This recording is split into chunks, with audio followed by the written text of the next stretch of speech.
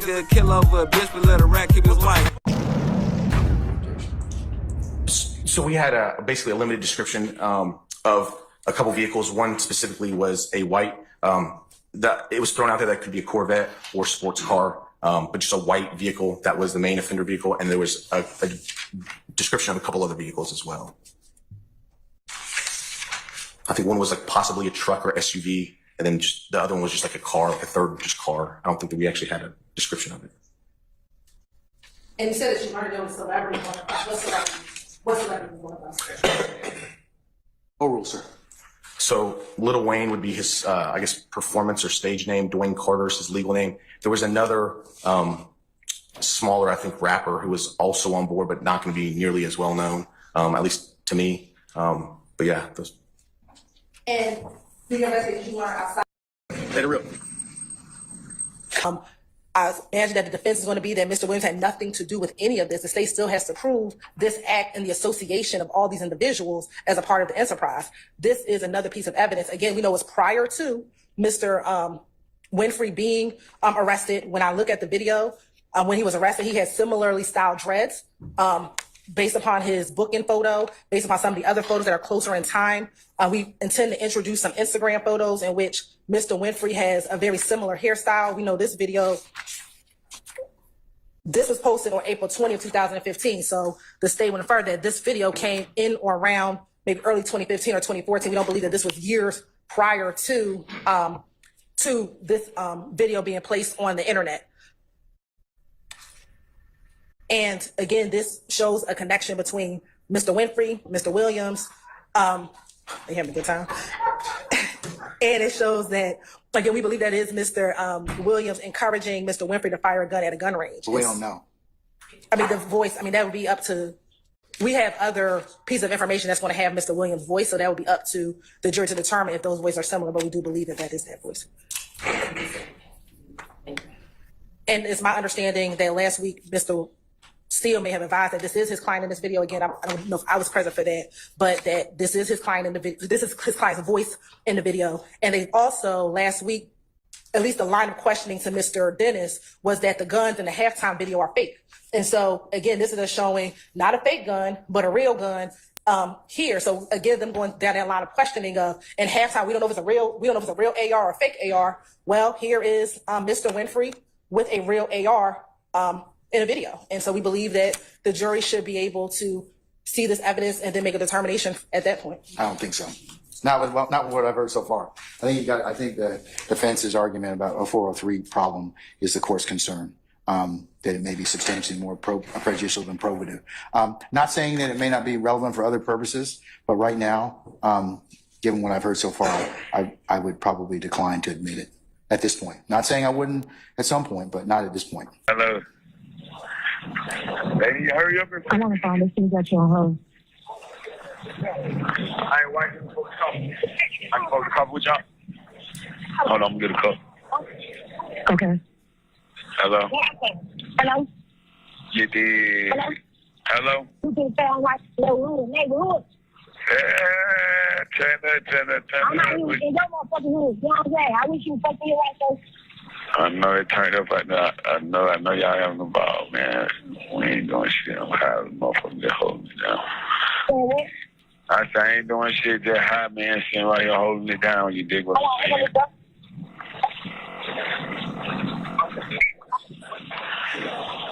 Turn it. Yeah, no, hey, man. Motherfucker, talk of the country, kid. You handle your motherfucking beat like that. Ooh, man. Yeah, that motherfucker, baby. I know a big B with a big C, you understand? Man, I know y'all big turn. Ain't no few nothing. These 4, 5, 6 on the beat, 1,000 beats. I know it. They tucked up like that. Folks out there like that, Joe. Hello? Yeah. Ain't doing no motherfucking wrong, serving them like an entree. You dig what I'm saying? Hold it down for me the way I know you. You got me turned up. I done called everybody. They popping the bed. You know, I took over the motherfucking IG. That's because my fucking brother. I ain't doing shit. I know y'all shit locked up. You did fight. You know that smoke one for me, man. You dig what I'm saying? I know y'all turn. I know y'all be turned up out there. Man, tell everybody I love them. Yeah, we coming back. All right.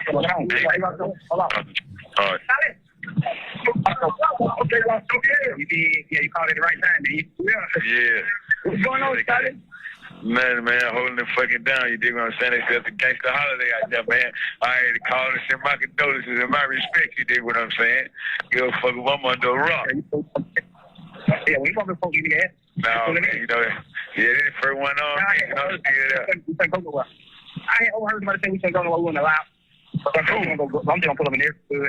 Man, you went on no. When I say you global, we ain't talking global imports. We mean international, man. Passports, tattooed the fuck up.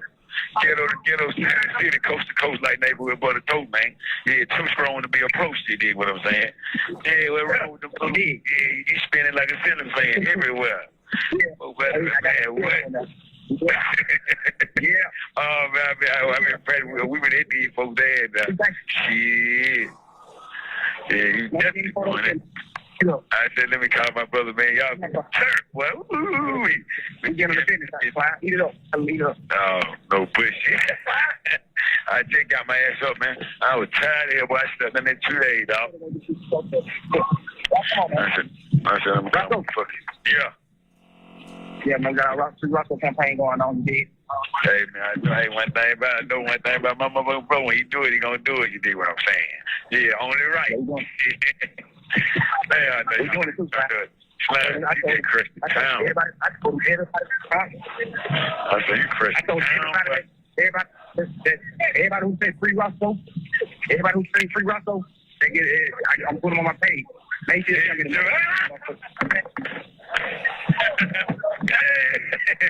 Hey, service, man. Serve them people, kid. Yeah, don't spam, man. Tell them we got spare tires in the trunk. Tell them, man, we ain't spare tire in the trunk, man. I forgot you ride run flat, man. Your tire don't get flat. Yeah, you can still ride. Hey, man. Hey, man, when I get out, man, go and see my appointment up at Dr. Jeffrey Jones. Yeah, I'm coming like slime. You dig what I'm saying? Hey, man. You gonna drop? I might drop. Man, I already know we dropping the bomb on these. I might drop this week.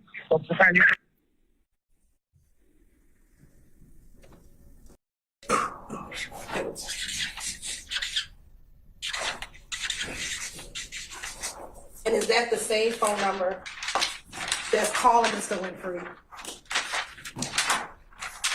multiple times the night leading into the morning of the bus shooting? Yes, it was back and forth that night leading into this.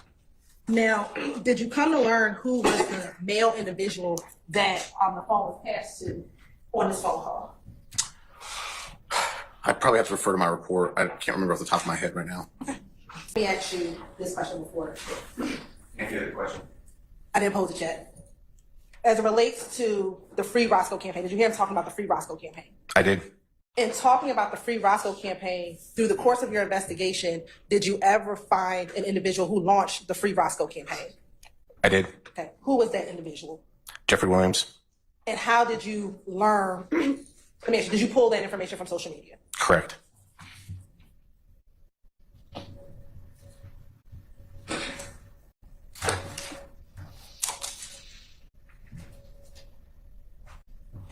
And in that call, was Mr. Winfrey speaking with someone who talked about this Free Roscoe campaign? Yes.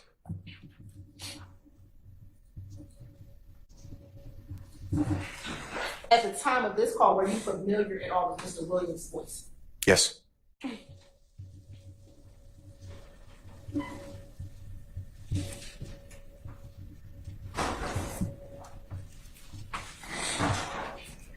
And in listening to the call, were you able to determine who that person is that Mr. Winfrey is speaking to on this call?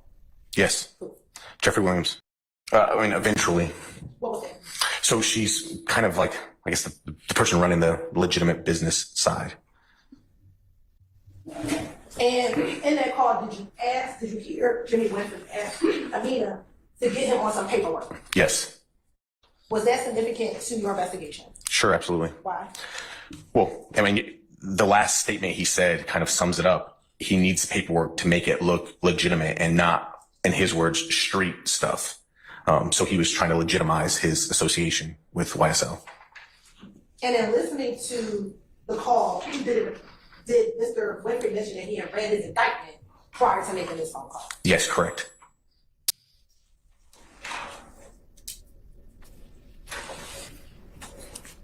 And at the time, do you know what he was charged with in the indictment? Yes, of course. What were the charges that he was charged with? So he was charged with 12 counts of aggravated assault. He was, Sure, I would object. Basis. It's hearsay. That in itself is Sorry, go ahead. so what the question was, what were the charges in the indictment? He was correct. There was 12 counts of aggravated assault. There was RICO charges. There were Street Gang Terrorism Act charges based on those predicate acts. And I think there was a domestic terrorism charge in there as well. And with the street gang charge, do you know what gang he was charged with being affiliated with? Yes. What gang is it? YSL. Your Honor.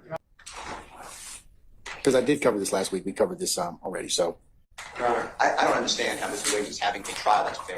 I'm sorry. I don't understand. From my perspective, Mr. Williams is not having a fair trial. I cannot cross-examine Mr. Winfrey. Now, this witness is telling us what he means by having things not look like street items. Shit. Whatever. I remember. Okay. Okay. So I don't understand how any of this is coming in. Amina Diab is not a witness that the state is calling at all. I don't have a burden, you keep telling me, which I know the law, but you keep telling me that, but it feels like I have a burden because I have to clean all this mess up. And the if you choose to do so, sir, and that's your characterization of it. So the indictment, quote unquote, redacted is a farce. This thing has, I don't know if you looked at your copy, there's blanks here that identify Jeffrey Williams. I mean, you'd have to be a deceased person not to realize that the indictment is charging Jeffrey Williams in it. And the state just goes on like, this is no big deal. You know, I have a big deal. This entire case should have witnesses who are competent to be cross-examined, and they don't. I, again, object. This gentleman is testifying. He has no basis in saying what Jimmy Winfrey meant or didn't mean. The recording, because of your ruling, speaks for itself. He shouldn't be able to interpret it, just like I can't interpret it. And it was never even done.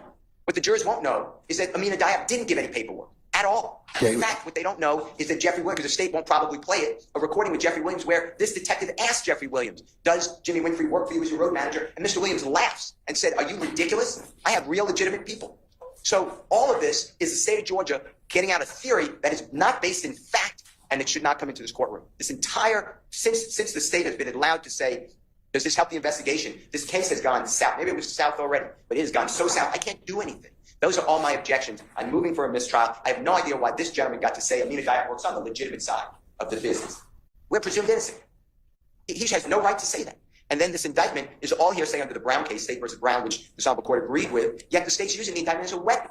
They're saying it says it in the indictment. Mr. Winfrey played Alfred. He's not testifying. You let it in as a statement against his penal interest. Well, that's only against him. He's not on trial. It can't be a co-conspirator statement because it is a statement that does not further any supposed conspiracy because it spills the beans. So for all of those reasons, I mean, we could just use one, but for all of those reasons, I named 3, 4, 5, or 6. I'm respectfully asking the court to strike all of this testimony that goes into anything anyone else said and the investigation. And let's wipe this slate clean. And please, I just want to go forward and have people to cross-examine. this is the second time you've made the same argument, sir. I understand it, and it's your right to do so. All right. Unless you have anything else, Mr. Sharp. Shouldn't be coming into evidence, in my estimation. But if we're going to let it in over our objection, at least let's be honest about what it says. It doesn't say YSL.